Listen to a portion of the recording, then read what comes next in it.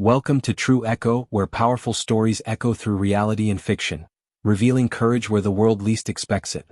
Today's story begins with a scream. A scream that stopped a billionaire cold in his tracks and uncovered a truth more shocking than anyone at that restaurant could have imagined. You're about to witness how a homeless girl, with nothing but her voice, turned a moment into a movement.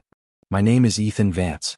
I'm 41 years old, and I've spent the last 20 years making quiet billions from software nobody sees but everyone uses. I don't do cameras. I avoid stages. And I've never once posted a photo of my lunch. So the irony that my life changed forever over an uneaten piece of bruschetta is not lost on me. It was a Thursday and the sky above Santa Monica was sharp blue, the kind of day when the air smells like money. I was sitting on the terrace of the Willow Room, a little too polished, a little too overpriced, but private enough for someone like me to hide in plain sight. I just ended a tense call with a board member when it happened. Don't eat that. The voice pierced through the comfort of clinking glasses and curated playlists. Sure. Yeah. Terrified. Every head turned, mine included. There, clinging to the wrought iron fence outside the patio, stood a girl who looked like she'd crawled straight out of a storm drain. Dirty, thin, barefoot. Maybe 11. Maybe younger. But her eyes, those eyes, burned like they knew something none of us did. Please, don't eat it. I looked at the appetizer still in my hand. Truffle bruschetta, perfectly plated. And suddenly it didn't look so perfect. The maitre d' was already marching toward her, heels snapping against the stone like gunfire. Young lady, you need to leave immediately. But she didn't. She stood her ground. You have to listen to me, the girl said, locking eyes with me. I saw what he did. He messed with the food. Now I've been approached before. Always someone wanting something, a selfie, a donation, a piece of my name. But this wasn't that. There was no want in her voice, only panic. The kind you can't fake. I stood up. Let her speak, I said, and the patio fell silent again. She hesitated, then gripped the fence tighter. My name's Laya Monroe. I stay behind the alley sometimes by the dumpsters. I saw a guy. He poured something on the food trays this morning. I swear. Around me people shifted. A businessman coughed awkwardly. A woman tightened her grip on her wine glass. But I kept my eyes on her. What exactly did you see? I asked. She swallowed. A man. Big. Tattoos. Beard. He had a white kitchen coat. He took out a bottle, poured something clear all over the trays. He looked around real sneaky like he knew it was wrong. The maitre d' scoffed. This is ridiculous. This restaurant has a perfect rating. I believe her, I said. The silence that followed was different. Not awkward, alert. A tension that spread like static. Even the waiter's hands trembled as he held the serving tray. Call the police, I said. And that's when things went from quiet concern to pure chaos. It started with murmurs, soft, unsure. Then someone shouted, "Don't touch the food." That was the match. The terrace erupted. Chairs scraped backward, forks clattered, glasses tipped. A woman knocked over her water glass in her scramble to stand, letting out a yelp when the cold splash hit her lap. In seconds, the upscale restaurant turned into something you'd see on the news, half luxury, half panic. And Laya? She stood frozen, clutching the fence like she might fall if she let go. You're doing good, I told her, not even sure she could hear me. But she nodded, eyes wide as if to say I'm trying. And damn she was. Then it happened. A man burst out the side kitchen door, tall, tattoos curling out from under his white sleeves, a kitchen coat flapping as he bolted toward the alley. My stomach dropped. That him? I barked, pointing. Laya's mouth parted in shock. Yeah, that's him. I didn't think. I just moved. The terrace fence wasn't built for vaulting, but I hurdled it anyway, adrenaline turning my limbs younger than they were. I heard someone shout, "Sir." No, but it was already too late. The alley smelled like rot and hot asphalt, trash bins lined up like soldiers. The guy was fast but not smart.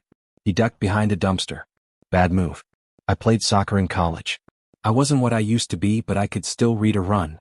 I cut left, came around the bin, and hit him shoulder first like a linebacker. He crashed into the wall, snarling, swinging wild.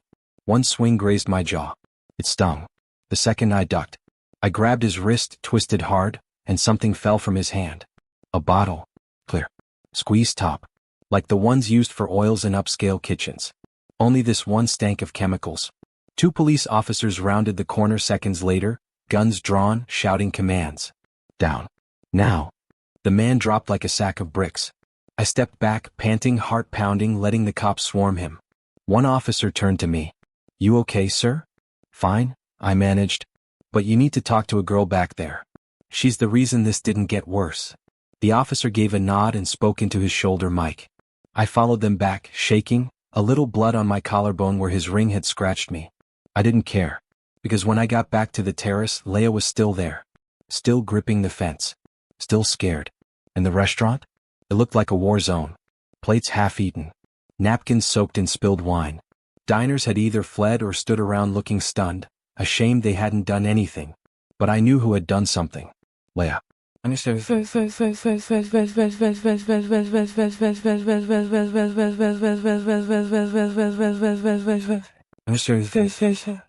She looked up at me, eyes huge. "Did I mess everything up?" she whispered. "No," I said, kneeling beside her. "You probably saved lives today." The maitre d', standing stiff nearby, looked like she'd swallowed glass. "We don't need vagrants ruining." "Your restaurant nearly served poisoned food," I said, turning to her. "Maybe worry about that before you worry about vagrants." She said nothing. Just turned and stormed inside. "Come on," I told Laya, offering my hand through the bars. "Let's get you out of here." She hesitated, then slid her hand into mine. It was small, cold, but strong. The strength that changes things. 2 officers joined us shortly after. One was a woman with calm eyes and a notepad. She knelt down. "Hey kiddo. Mind answering a few questions?" Laya looked to me. I nodded. "You got this," I said. And she did. God, she did. Her voice trembled but never cracked. She remembered everything, the jacket, the tattoos, the time, even the smell. The officer kept writing, nodding slowly. When she finished, she looked up at me. "We found a vial in his locker," she said. "Traces of harmful chemicals. Could have made a lot of people sick." I didn't say anything. Just turned and looked at the terrace again. The wealth. The shine. The blind privilege. How many times had people like me eaten here? Laughed here? While girls like Laya slept behind their dumpsters. The hard part was over. But not for her. The officer pulled me aside. "We'll need to take her downtown. Standard procedure. She's a witness." Laya's body tensed. Her fingers gripped mine tighter. "Is there any way I can stay with her?" I asked. "You're not family." "I'm not letting her go alone." The officer hesitated, then nodded. "You can ride with us. But that's all I can promise." Laya looked at me like I was the only solid thing in a crumbling world. And maybe, just maybe, I was. The police cruiser hummed softly as it moved through the early evening traffic, its lights silent now, the crisis contained. Laya sat beside me in the back seat, pressed against the door, arms crossed tight over her chest. She hadn't said a word since we left the restaurant. She didn't need to. The weight in her silence was louder than most screams. I watched her from the corner of my eye. Every time the car slowed or turned, her body tensed like she expected something bad to happen. Like she'd been through too many rides that didn't end well. At the station, things moved at their usual glacial pace. Forms. Signatures. Repetitive questions. A paper maze designed to swallow people like her whole. Laya answered when asked, short-clipped words, never volunteering more than she had to. Name: Laya Monroe. Age: unknown. Estimated 11. Parents or guardians? None. School. No records. Home. Behind the alley, she said flatly. It was like she barely existed. One officer raised an eyebrow. You've been on your own how long? Couple years, I guess. You guess. She just shrugged. Her voice was so practiced, so used to being dismissed, it cracked something in me. Why didn't you go to a shelter? I asked her quietly. Because they're not safe, she said, not looking up. They say they are, but they're not. That silence came again, thick and hard. I'd heard the stories before. Abuse. Neglect. Kids who went in and came out worse.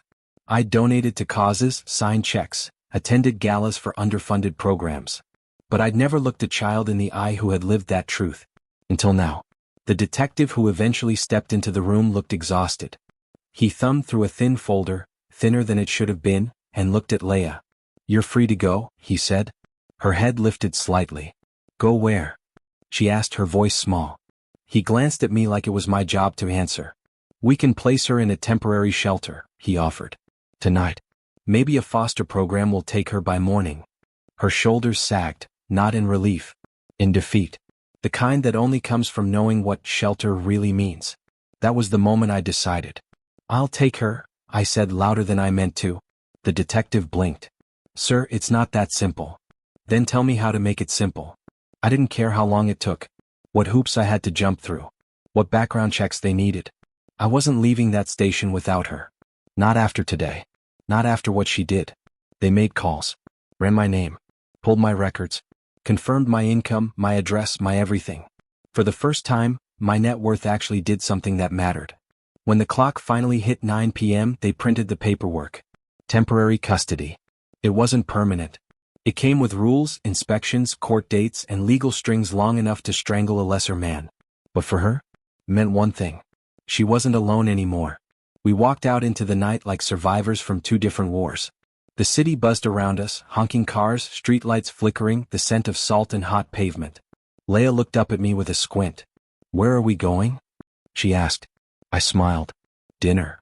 She frowned. I'm not really dressed for. Doesn't matter, I said. Whatever you want. Her eyes lit up, but only a little. Even pancakes? Especially pancakes. She smiled. It wasn't wide or loud. Just soft, unsure, like it had been hiding under dust for years. We ended up at a rundown diner near the edge of Main Street. Fluorescent lights buzzed. A waitress with tired eyes gave us a once-over and nodded like she'd seen stranger pairs. She didn't even flinch at the barefoot girl with the oversized hoodie. Laya ordered pancakes, bacon, a chocolate milkshake as big as her head. I ordered coffee. I barely touched it. I just watched her. She ate like someone who didn't know when the next meal would come. But more than that, with every bite her body eased a little more. Like she was recalibrating to a world that might not hurt her. After the meal, we stepped outside into the night. Why are you helping me? She asked as we walked toward my car. I didn't answer at first. I thought about how close I'd come to ignoring her. How she had nothing, no reason to step up. And yet she did. Loud. Brave. Real. You helped me first, I said. You saved my life today. She didn't respond with words. Just slipped her small hand into mine. This time it wasn't cold. This time it was trust. I live in a house that's too big for one man and too cold for more. Not cold as in temperature. Cold in the way silence clings to the walls when no one's around to talk. It's in the hills, not far from the Pacific, with floor-to-ceiling glass, minimalist furniture, and a wine fridge I never use. A place designed to impress investors, not invite company. Until that night, no one had ever walked through the front door barefoot, carrying leftover pancakes in a plastic to-go box. Laya stood in the foyer like she didn't trust the floor wouldn't vanish beneath her. Her eyes flicked from the tall ceilings to the glowing lights under the staircase. This is where you live? She whispered like it was a crime scene or a church. Yeah, I said, tossing my keys onto the marble counter. We'll figure out something more comfortable for you tomorrow. Maybe get some clothes, a toothbrush. You can sleep in the guest room. She nodded slowly, but I could see it, the way she scanned the corners, the exit points. She was still in survival mode. And why wouldn't she be? I showed her the room, turned on the lamp, pulled fresh sheets from the closet. I even hesitated outside the door afterward, unsure if I should leave it open or closed. In the end I left it cracked. Not because she asked, but because I wanted her to know she wasn't locked in. That she could come find me or leave if she wanted to. I went to my office just a few steps down the hall, and sat in front of my desk. But I didn't open my laptop. I didn't even reach for the files stacked up from my legal team. I just sat there, staring at the dark window where my reflection looked back at me. And I thought about how close I'd come to eating that food. To being one of the victims in a scandal that would have gone viral before the first hospital report hit the news. And more than that, I thought about how many people would have dismissed Laya. How many already had.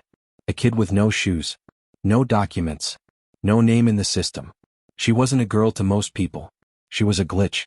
A blur on the edge of polite society. But not to me. Not anymore. The next morning, I found her sitting on the patio with a blanket draped over her shoulders like armor. The sun was just rising over the hills, painting the sky in soft gold and pink. She had a piece of toast in one hand and my tablet in the other, scrolling through the photos in my gallery. She glanced up, startled. Sorry, she mumbled. I didn't mean to. It's okay, I said. You can use it. I've never had one of these before, she said. Didn't know it could hold so many pictures. She turned the screen toward me. It was a photo of my sister and me at a conference last year. The last time I remembered smiling with my whole face. You looked happy, she said. I was, I replied, then added, you will be too. She looked at me like she didn't believe it. And maybe she didn't. Not yet. But she stayed quiet, which coming from her was a kind of hope. We spent the day getting her the basics. Clothes that actually fit. Sneakers without holes. Shampoo with a scent she picked herself, strawberry. I didn't flinch when people stared. I didn't explain who she was. She wasn't an accessory. She wasn't a PR project. She was a person. That evening I called a lawyer. Not mine. A friend of mine who specialized in child advocacy cases. She was a firebrand, brilliant and fiercely maternal. When I explained the situation, she didn't ask dumb questions. She just said, "Bring her in tomorrow. We'll figure it out."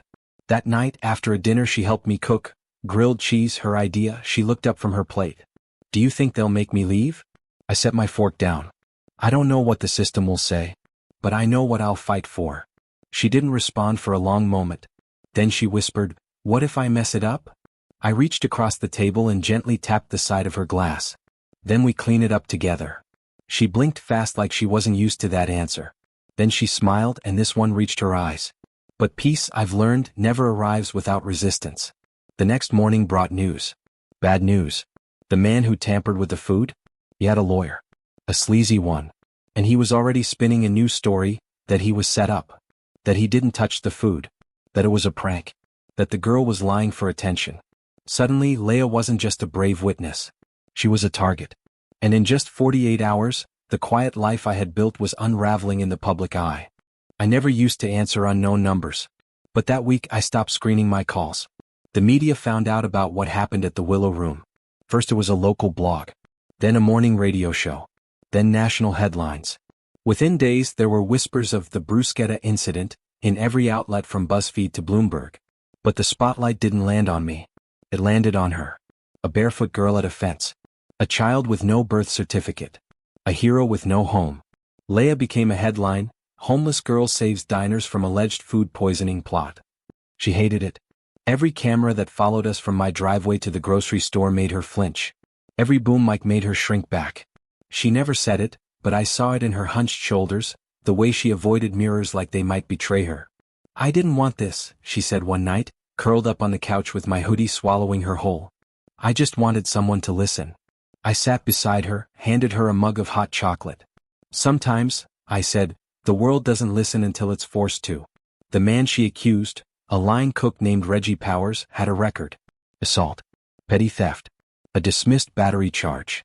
But his lawyer played the media like a violin. "He's being framed by a troubled child," he told reporters. "There's no physical proof she saw what she claims." That was a lie. The squeeze bottle recovered at the scene? Laced with traces of E. coli concentrate. But that didn't matter. Not in the court of public opinion. Because Laya wasn't reliable. She was homeless. A known. A nobody. And that was exactly what they were counting on. The day of the first court hearing, she clutched my hand so hard my fingers went numb. Her new clothes didn't make her feel any safer. The hairbrush hadn't fixed the way people looked at her. Like she didn't belong. Like she was wasting their time. Inside the courtroom, I sat beside her as our lawyer, Vanessa Cray, fire in heels, tore through the defense like a hurricane. She didn't just argue. She demolished. She pulled up security camera footage. A blurry figure matching Reggie's build at the back entrance before opening hours. She introduced expert testimony on the chemicals found in the bottle. Even quoted Laya's description word for word. Then she played the audio of my 911 call. The moment I'd said, "I believe her." But the other lawyer?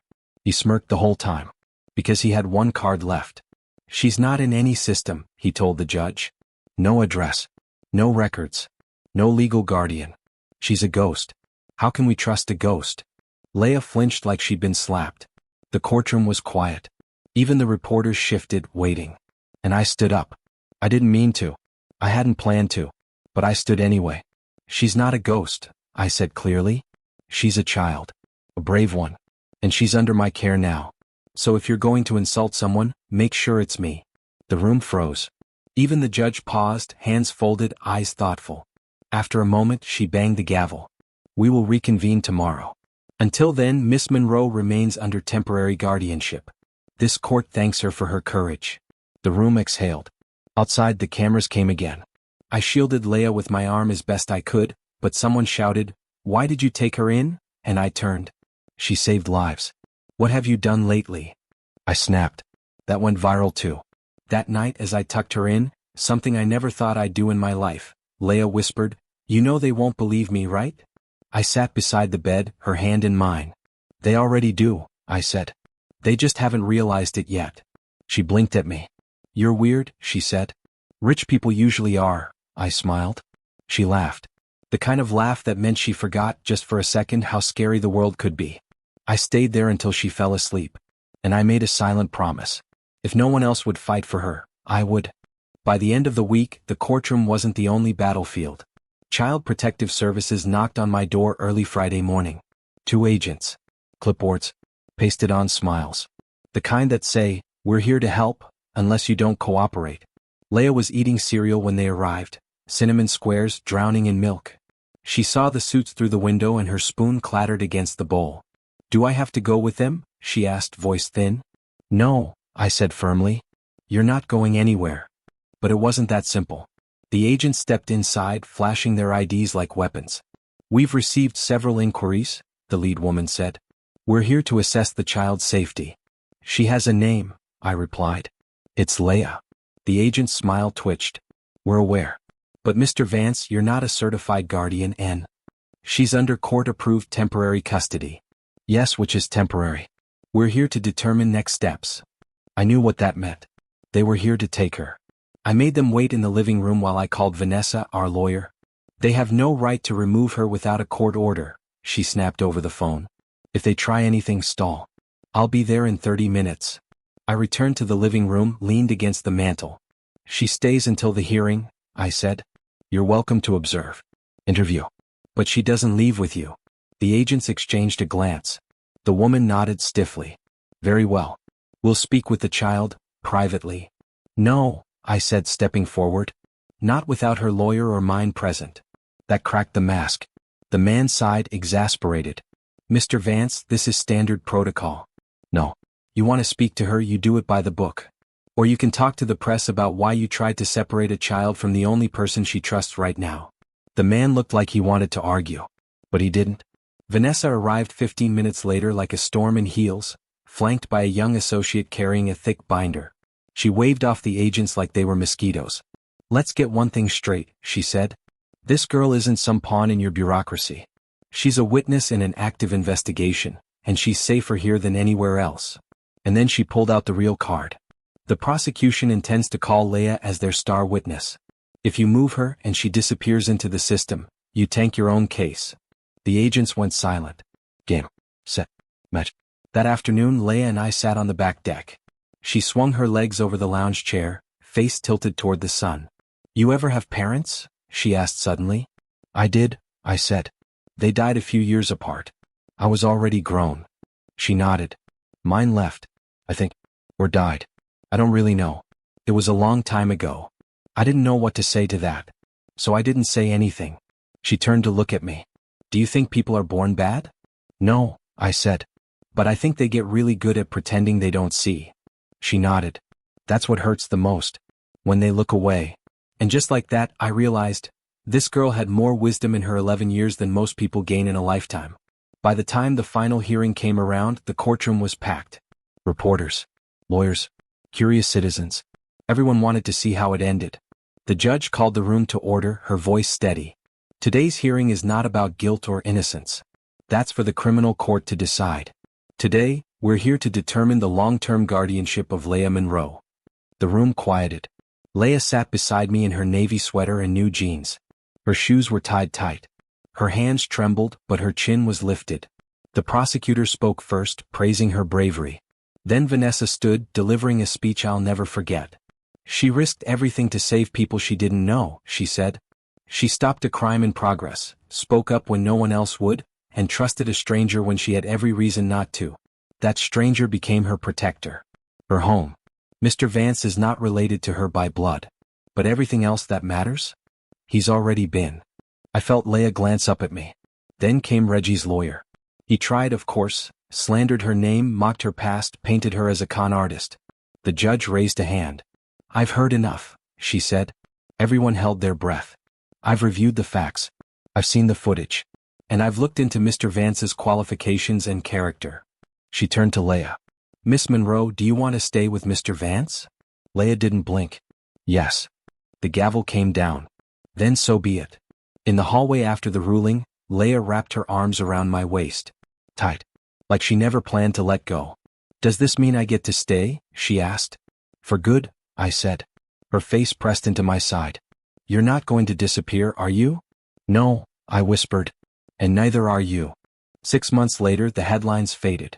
The reporters stopped calling. The hashtags dried up. The world moved on as it always does. But we didn't. Because some stories don't end when the cameras turn off. Some stories begin there. Laya moved into the guest room permanently. Then she made it her own.